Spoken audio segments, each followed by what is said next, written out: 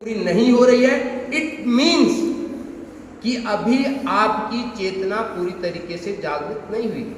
और जिस दिन चेतना जागृत हो जाएगी, फिर आप इस धरती पे जो कुछ भी कल्पना करेंगे वे आपके समक्ष उपस्थित हो जाएगा। और हमारे भारत में एक ढेर सारे ऋषियों की, संतों की परिकल्पना रही है जो इन्होंने उस चीज को पूर्ति किया है।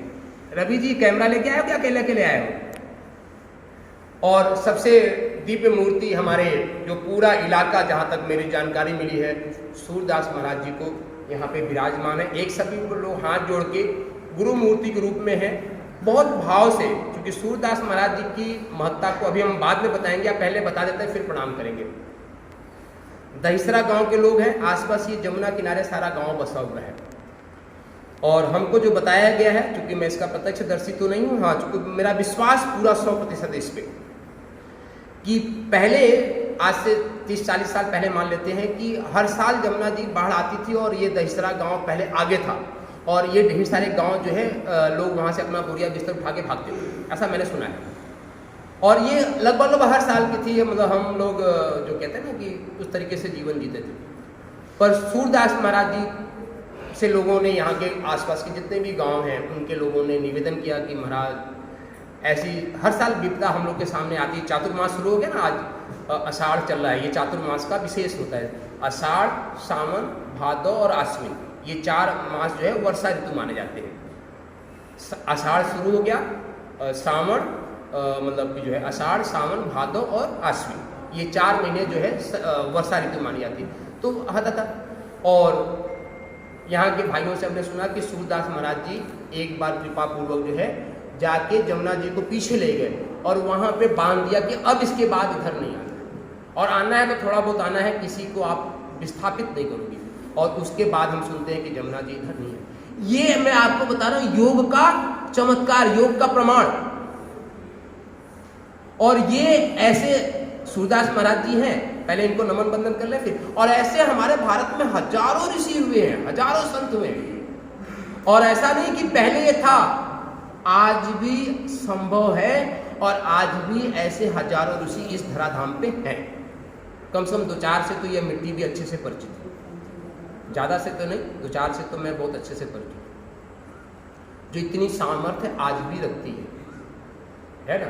तो और ये सामर्थ्य ऐसा नहीं है कि उन ऋषियों को मिला। हमारे सामने जितने भी स्टूडेंट्स बैठे हुए, हमारी बात को बहुत ध्यान से सुनेंगे आज। ये सामर्थ्य कोई भी अटेन कर सकता है, कोई भी प्राप्त कर सकता है। Every individual, if you want then, हमारी इच्छा शक्ति हो तो। और दूसरा, आप सबका सौभाग्य है कि यह जो मिट्टी यहाँ पे बैठी हुई है, मैं बहुत ही प्रमाण, बहुत ही जिम्मेदारी और बहुत ही गंभीरता से कह रहा हूँ कि योग की जितनी भी विधाएं हैं, उन विधाओं का 100% कहना तो एक तरीके से अतिशयोक्ति होती है, पर 100% मास्टरी है इस मिट्टी को। और ये मैं अपने गुरुदेव सत्ता की बल पे कह रहा हूँ, क्योंकि मैंने बहुत ज़्यादा पुरुषार्थ प्रयास नहीं किया है, पर हमारी गुरु सत्ता इतनी सामर्थ्यवान है कि इस मिट्टी में सभी कूट कूट के भर दिया है। इसलिए मैं कह रहा हूँ कि यदि जो व्यक्ति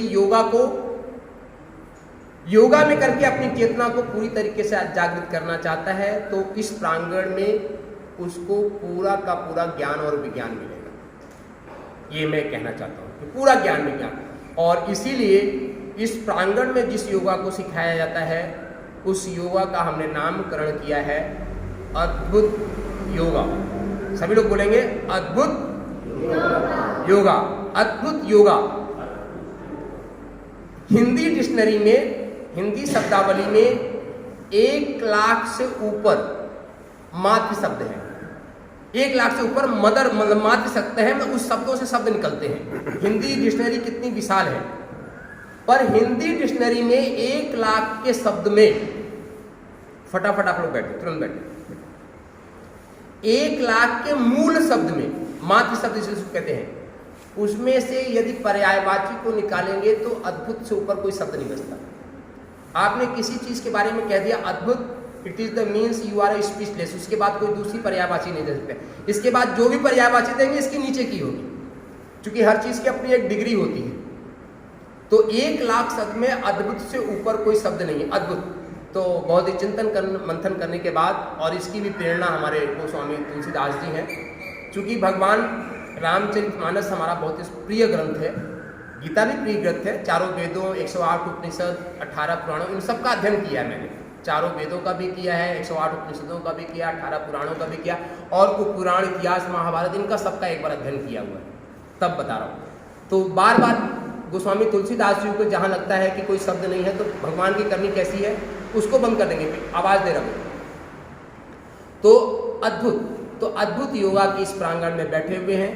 अद्भुत योगा अद्भुत क्यों है?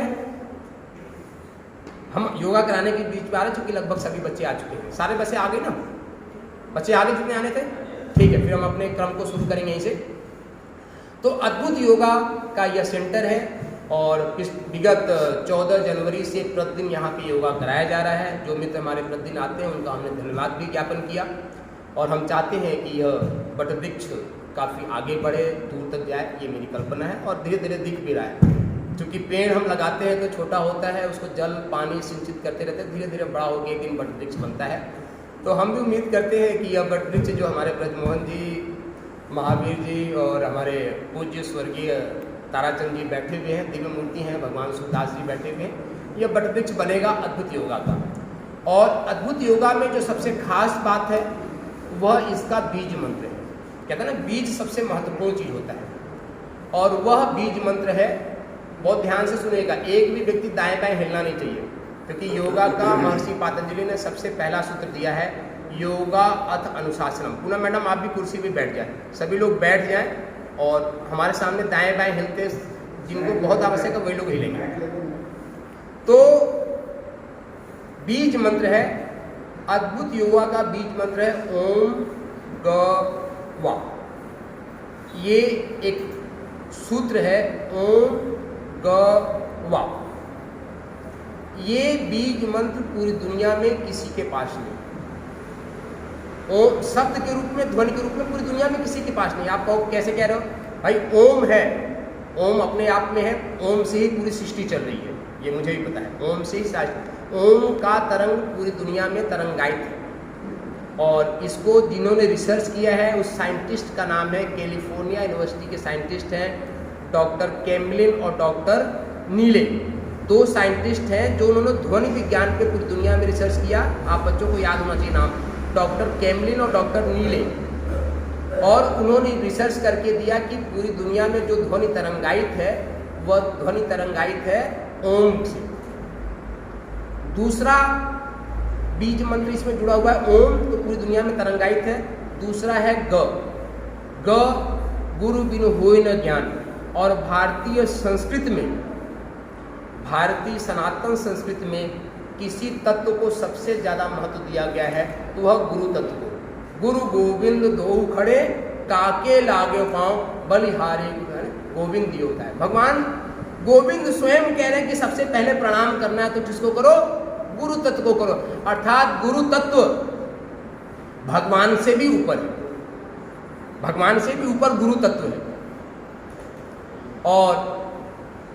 और यहाँ पे पूज्य जिन भी शब्दों से हम क्या करें, हमारे प्रेम मूर्ति सूरदास महाराज जी गुरु रूप में बैठे हुए हैं। तो दूसरा शब्द है गु, और तीसरा शब्द आता है जीव, जो हम शरीर लेके बैठे हुए हैं। तो परमात्मा, जीव तत्व और गुरु तत्व, जब ये तीनों मिल जाते हैं तब आप पूर्णता होगी। और परमात्मा और जीवात्मा के बीच में बैठा हुआ है गु, गुरु तत्व, है ना। तो ओम ग वा ये शब्द के रूप में पूरी दुनिया में नहीं है, और यह गुरुदेव भगवान की कृपा से मिला हुआ है। यदि ओम ग वा के साथ आप गहरी श्वास लेते हैं और यह एक बार बीज मंत्र आपके हृदय में तरंगायित हो गया, तरंगित हो गया, तो आपके जीवन का कायाकल्प हो जाएगा। यह अंतर्राष्ट्रीय योगा डे के दिन पे हम आपको पूरा विश्वास दिलाते हैं, विश्व योगा दिवस पे यह पूर्ण बात कि इस मंत्र को अपने हृदय में एक बार तरंगित होने देंगे। तो सबसे पहले आइए हाथ जोड़ देंगे। हमको कुछ भी नहीं आता, आप लोग बहुत अपने आप को समझदार मानते हैं, आपको प्रणाम करना भी नहीं आता। प्रणाम करने का क्या होता है कि ये पांचों उंगलियां आपस में जुड़नी चाहिए। हमने 5 तक तो बताया ना, इसको लाना चाहिए। और ये जो चीज़ है, ये यहाँ पे भगवान ने एक गड्ढा दे रखा है, इस गड्ढे में एकदम फिट हो जाना चाहिए, जैसे सॉकेट फिट हो जाता है ऐसे। सभी लोग कमर सीधी, आंखें बंद, कमर सब एकदम कमर सीधी, आंखें बंद, अपने हृदय में ज्योति स्वरूप परमात्मा का ध्यान करेंगे और प्रणाम करेंगे। हृदय में ज्योति स्वरूप परमात्मा का ध्यान और नमन बंधन हमारे साथ सभी लोग श्रवण करेंगे, अपने हृदय में इस मंत्र को तरंगित होने देंगे।